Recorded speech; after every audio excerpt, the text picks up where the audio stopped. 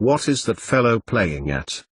Thomas Johns, private secretary to Prime Minister, stood before Henry Gordon, clearly trying to maintain his composure.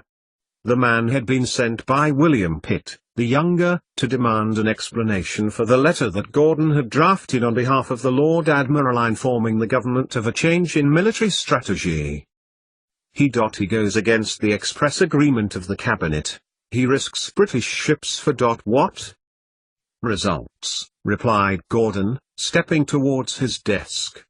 The brusque tone of Johns was interspersed with doubt, magnifying the uncertainty of Charles James Fox himself. No doubt, the former opposition minister had a deep dislike of Nelson, and Thomas Johns had been sent by Pitt to seek firm clarity in the Lord Admiral's strategic plans. Lord Nelson is charged, is he not, to fight the French to the best of his command, under terms agreed with the Third Coalition alliance, is he not? Having failed to make an appointment with Gordon, Thomas Johns had arrived unannounced demanding answers from him. Under such difficult circumstances Henry Gordon was having difficulty keeping his ice-cold demeanor. He is to use whatever wit, skill and ability in his arsenal to defeat the enemy? He is. Johns exhaled sharply and looked away from Gordon. Clearly whatever meeting he had just come from at Downing Street, it had been fraught difficult, and the tension was spilling over into his office. From a Wedgwood teacup Gordon sipped India tea, watching Johns over the rim momentarily as the man tried to hold his composure under such obvious duress. The pause was enough to underline Johns' own reply to Gordon's question, but the Lord Admiral's private secretary felt sorry for the man. It was hardly the fault that honest Billy had got himself into such a political tangle and as such, into a corner regarding Lord Nelson. And it was a change to speak to a man of similar role about his master, rather than the frequent irrelevant interruptions he had had to spend his time over recently. Not least, the regular demands from Toby Hamilton as to an update on the Cicely Holm business, who had, in turn, been sent a man called Buckley directly from Whig himself. It had interested Gordon at the time, all those months ago, when the desire to locate Miss Holm would have suited both the needs of Wickham and himself. It was his responsibility to prevent scandal in the Royal Navy, and he was at pains to make sure nothing dishonourable would be brought against the service. Yet, the spectre of shame which had threatened to hang over the Navy with the scandal of Miss Holm being married to another man rather than the one her father had intended had long since passed, and the situation was to him a little more than an inconvenience that was brought to his door every 2 or 3 weeks. The Prime Minister demands only the best from the first Lord, Gordon added. We all wish the swift end of Bonaparte. Perhaps you could report back to the Prime Minister that he should trust his own instincts. He watched as his words found their target. It had been the younger Pitt who had put his faith in Nelson in the first place. John's face seemed to relax a little. He does go against the grain, Gordon. He plans to sail out into the Atlantic. For what? To play a game of chase with the French Navy? His style has to be said is unorthodox. Indeed, agreed Gordon. It was unorthodox. But precisely who had said it to be? Henry Gordon was unsure. Of what he was sure, it wasn't Johns, or even Pitt, where Johns' words originated, and a lot of politics was bound up in the answer that Gordon was to give. We are dealing with a military genius in our enemy, he continued carefully, taking a seat behind his desk and offering the seat opposite to Johns, who either ignored or did not actually notice the gesture. Bonaparte has brazenly trounced several strong countries, causing our alliance with several of them. What we need now is unorthodox in order to triumph. Again, a further couple of moments were needed for his words to be absorbed by Thomas Johns, perhaps to allow his mind to interpret Gordon's words into those more acceptable to those in the cabinet whose interest the man was really representing. Indeed, nodded Johns. We need to fight Bonaparte as best we can. The threat of invasion is all too real. There. That was Pitt talking.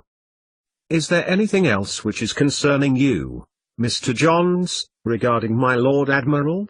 Gordon got to his feet. "Feel free to return if you have anything you wish to ask in the future. There is no need to make an appointment. Because you didn't this time," he added, but to himself. "No, no.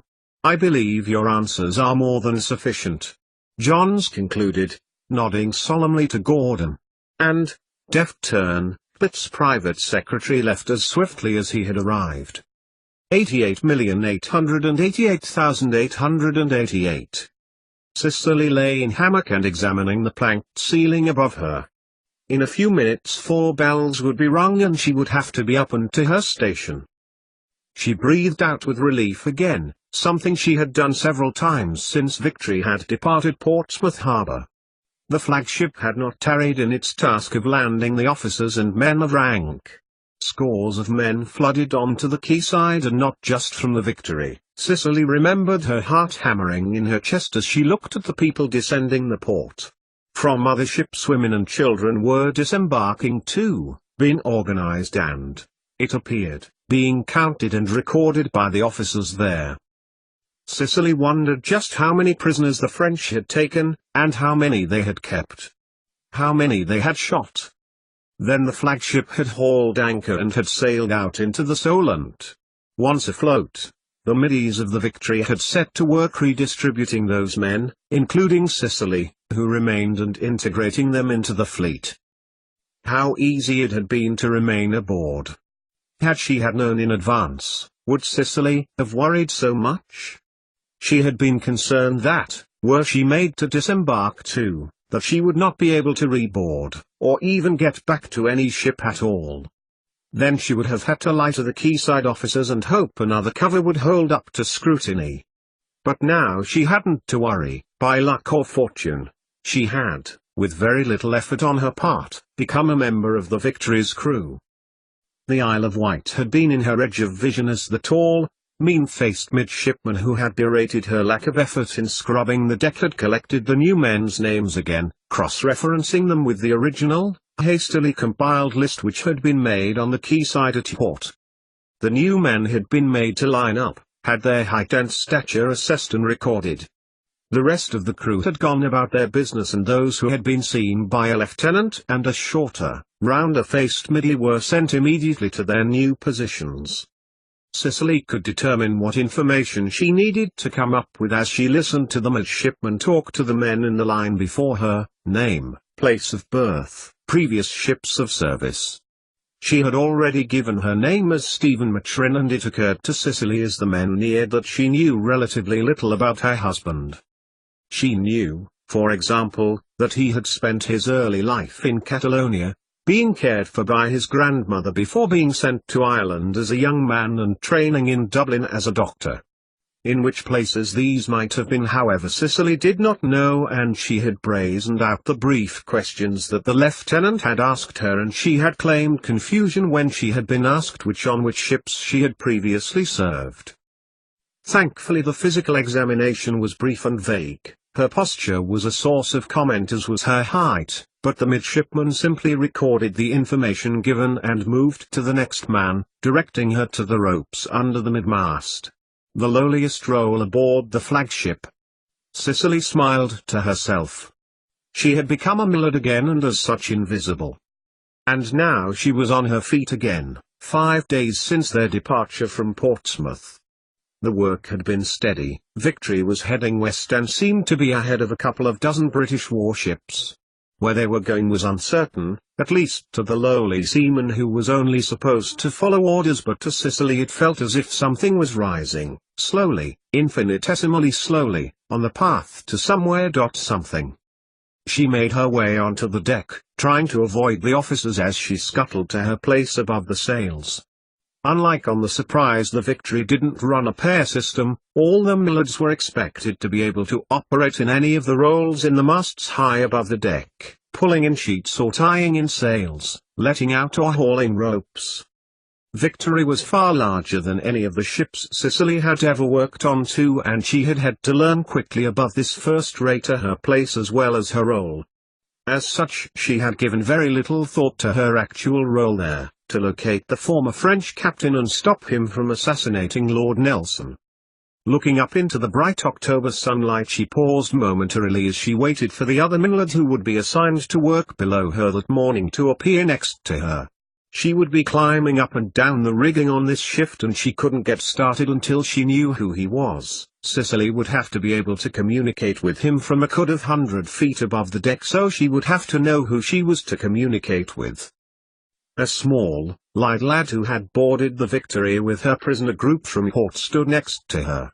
Bill Gibbons. Cicely had worked with him before, the first day after leaving Portsmouth.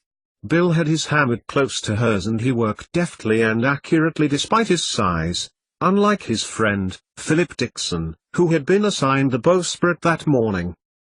She had worked with Dixon the day before, and Cicely knew from that day's experience that wouldn't be long until poor Philip was on the deck. Despite their short time afloat, Philip Dixon had earned himself a reputation for clumsiness. A whistle sounded which marked the start of their shift. Cicely smiled as Bill looked up the length of the mainmast. "Morning, Bill." Cicely smiled briefly at her mast partner. "Mornin', Stephen," said Bill in a hushed whisper, as was his manner. "You should be okay up there today, it doesn't look too windy." "Hope so," Cicely replied as she gripped the wood of the mast with her hands. Behind Bill she glanced as James Fillings walked by on his way to the deck duties he was carrying out that morning. She turned back and jumped towards the mast, using her knees to make it up to the first spar of the mast. "Air!" shouted Bill, throwing her the first rope which she needed to tie through the bottom of the first sail. Cicely caught it deftly and laced it through the eyelet. Her heart was pounding, but not from the work. Her friend, someone she had shared so much on the surprise, was there. Cicely wanted, as she had wanted since she had known he was aboard, to tell him she was there, to seek the comfort she had known when they had been each other's bear. But could she? Should she? And if she did she trust herself not to tell James her reason for being aboard? For the moment, Cicely resolved not to. Another whistle roused her from her thoughts, and she looked down at Bill, who was pulling the excess of the rope that she was securing through its rollock. She would have to move fast if she were to peg out the rest of the sail so it could fill with as much of the wind that was behind them.